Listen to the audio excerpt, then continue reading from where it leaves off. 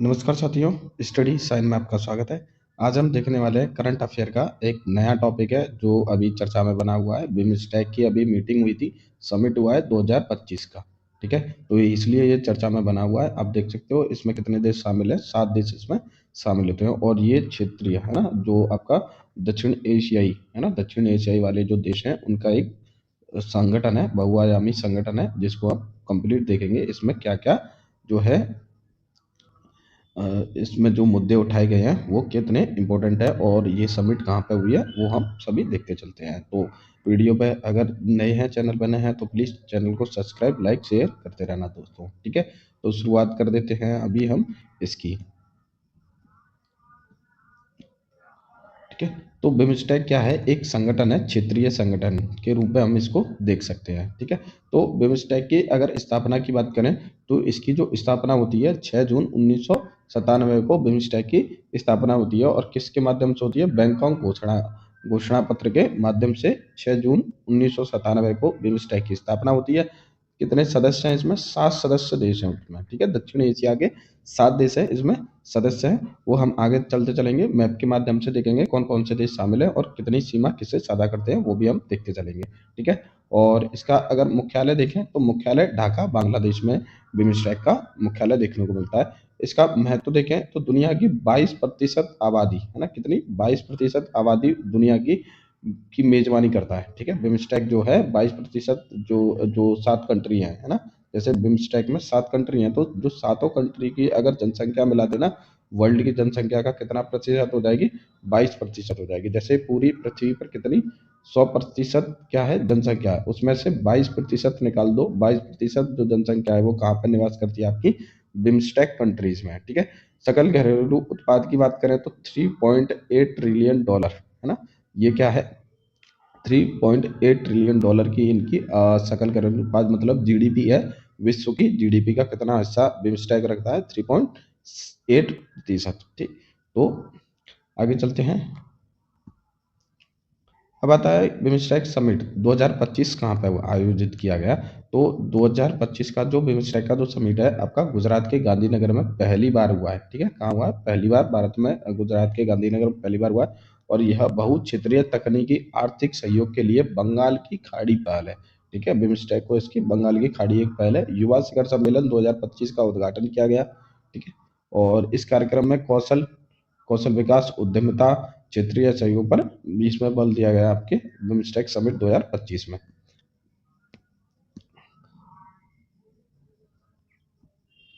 ठीक है, BIMSTEC summit शिखर सम्मेलन की मुख्य बातें देख लेते हैं, क्या क्या इसमें विशेषताएं देखने को मिली थी। तो इसका जो विषय है ना, इसकी जो थीम्स रखी है वो अंतर बिमस्टेक आदान प्रदान के लिए युवा एक सेतु के रूप में, इसकी जो है थीम है। इंपॉर्टेंट है, एग्जाम के पॉइंट ऑफ व्यू से किसी भी एग्जाम में ये पूछ सकता है ना, चाहे वनडे एग्जाम हो या यूपीएससी हो, पीसीएस, आर ओ कुछ में भी पूछ सकता है।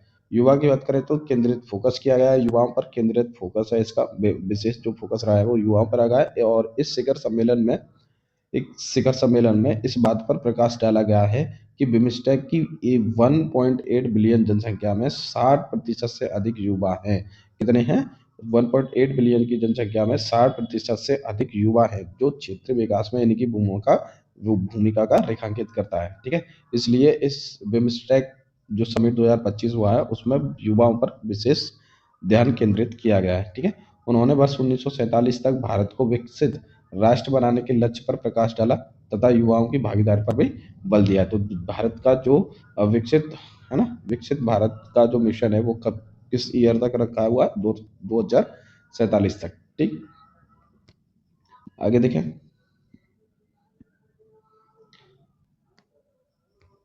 जैसे स्टार्टअप नेटवर्क पर भी युवा, और फिर दूसरे आ जाता है आपका स्टार्टअप नेटवर्क, इस पर भी विशेष ध्यान दिया गया है। भारत ने नवाचार और उद्यमिता को बढ़ावा देने के लिए बिमस्टेक व्यापारी स्टार्टअप नेटवर्क का प्रस्ताव रखा हुआ है। तो ये भी आपका विशेष महत्व का पॉइंट रहा था, जिसमें स्टार्टअप नेटवर्क का प्रस्ताव आपके बिमस्टेक में रखा हुआ है।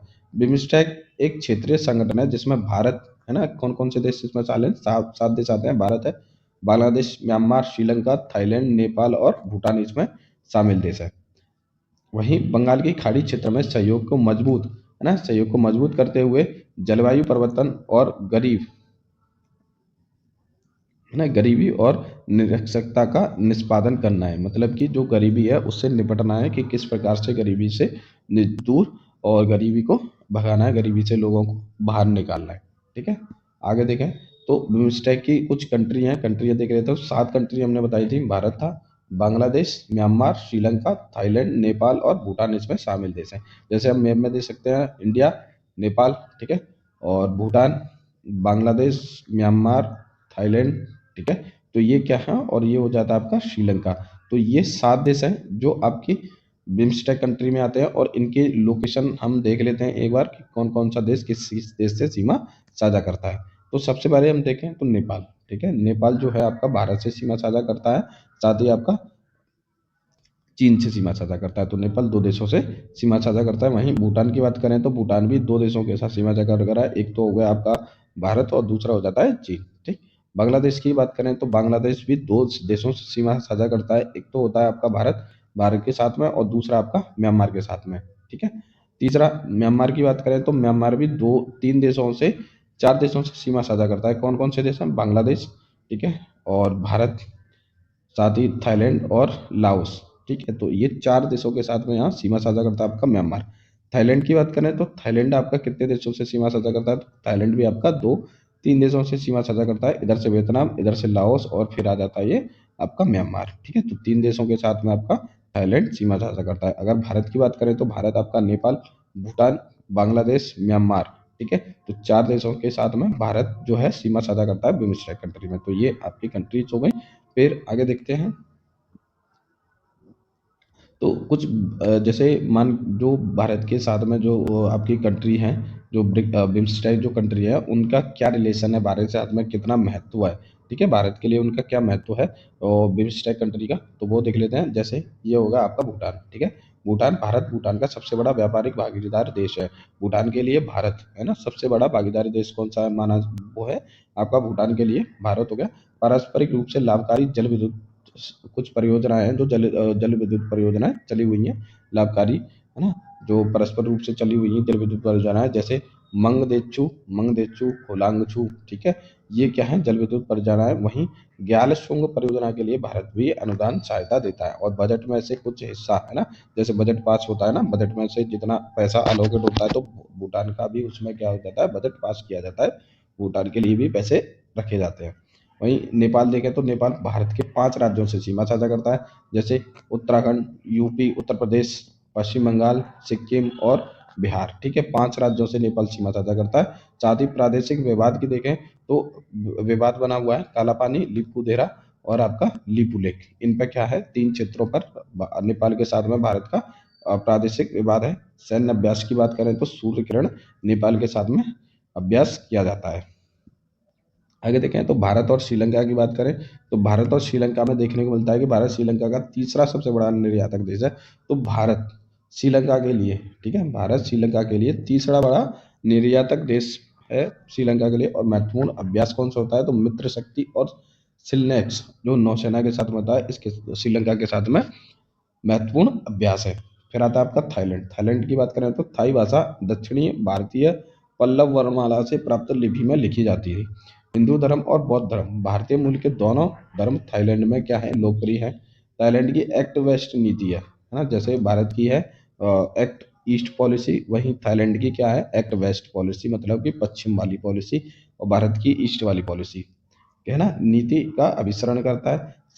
प्रमुख सैन्य अभ्यास की बात करें तो कौन कौन से हैं, मैत्री सेना, सियाम, भारत वायुसेना के साथ में, और इंडो थाई कॉर्पोरेट की बात करें तो ये नौसेना के साथ में अभ्यास किया जाता है। आगे देखें,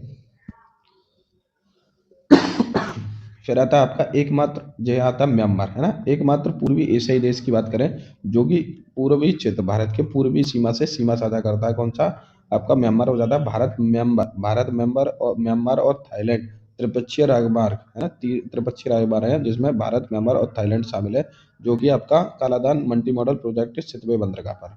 ठीक है, और इसके प्रमुख मुद्दे की बात करें तो रोहिंग्या जो संकट है वो म्यांमार का प्रमुख संकट है, देखने को मिलता है। अगर बात करें तो आपका बांग्लादेश, भारत के साथ 4096 किलोमीटर की सबसे अधिक सीमा साझा करने वाला देश है बांग्लादेश।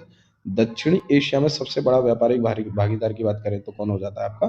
बांग्लादेश। तो ये अगर सवाल पूछ ले कभी स्टेटमेंट के में कि दक्षिण एशिया में सबसे बड़ा व्यापारिक भागीदार देश कौन सा है, क्योंकि ये चर्चा में बना हुआ है, पूछ भी सकता है, और व्यापारिक जो रिश्ते हैं उसमें भी थोड़ी सी तक देखी गई है, तो आप देख सकते हो कि सवाल बना सकता है वो।